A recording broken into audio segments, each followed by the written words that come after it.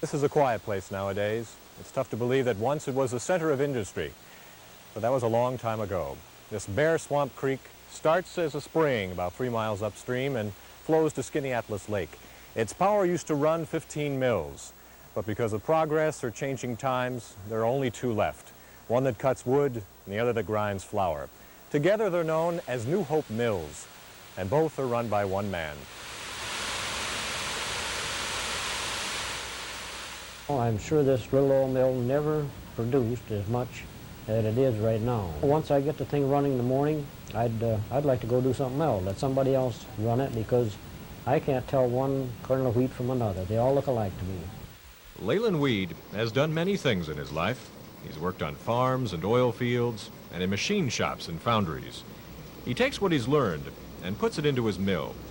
When Leland took over New Hope, it was in mighty rough shape. The roof leaked and the foundation was crumbly. Without him, it would have gone down the stream like the other mills. On bad days, many things can happen, like broken belts and more customers than you can handle, and maybe a bearing go bad or something like that.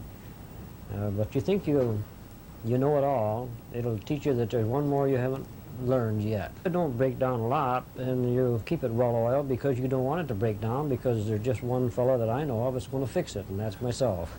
As you walk about New Hope, you feel as though you're part of some great dusty machine. Everything works together. The old turbine harnesses the water, which turns the huge leather belts that move the sifters. Buckwheat, cornmeal, rolled oats, and pancake flour are stone ground here. The sifter from great-granddad's day sorts the grain 8 different times. It goes up and down the mill nearly a mile. Bran goes one way, midge the other, and germ still a third. Over and over till the flour is as fine as dust.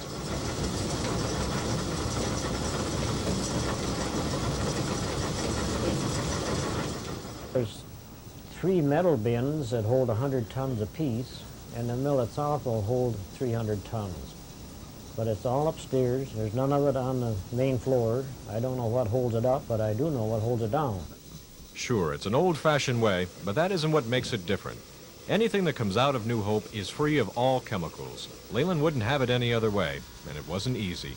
He had to fight the state government to do it. We're not having any great trouble now, but we're happy that it worked out this way, because we satisfied our customers and ourselves. Got everything? Got everything, we're all set for today. All right, just go ahead and sign that. Carbon out. And go ahead. Okay. We got about half of it up anyway. Yeah, we're gaining.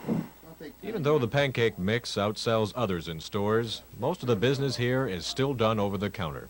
Nice to do business with you. Yeah. A place this old has a lot of history. Before he was president, Millard Fillmore worked nearby, and there are tales of horse thieves and traders who somehow disappeared near the stream. There's an old legend about this place. It goes back to when it was being built in the 1820s. Then the village was known as Sodom. Well, they say a worker climbed to the ridgepole atop that mill up there, slung a gallon of whiskey over his shoulder, and renamed Sodom New Hope. It's pretty well known in New Hope, and when I travel, people would ask what the weather is here, and it's better not to tell them because they think I'm exaggerating.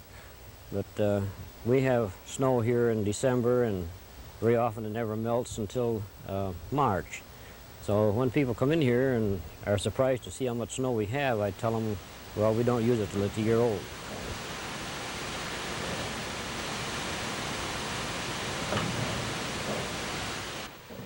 In the cold December sun, the turn of the water wheel is hypnotic. At first glance, the mill looks like a museum, a piece of heritage. But in one way, New Hope turns to tomorrow. It's run by water, and that's a fuel cheap and not likely to run out.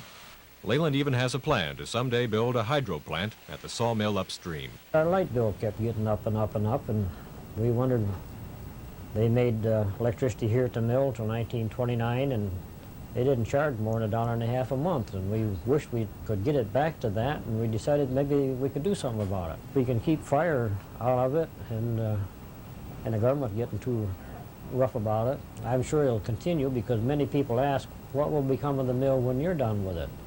Well, I have deeded it to my son, so I know it will be running when I'm dead and gone. It's not every day we find something that meets the challenge of time and keeps going. There have been some changes since New Hope ground its first bushel of flour in 1823. But what hasn't changed is the simple, rough, pure way it's done. Leland Weed and the men before him are the reasons why there is New Hope. I like to do things myself.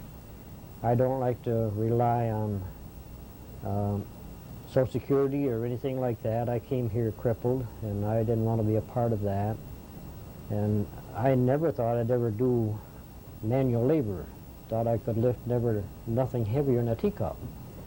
But after 33 years and a few accidents, it's still kind of hard to find hired help that'll outwork me.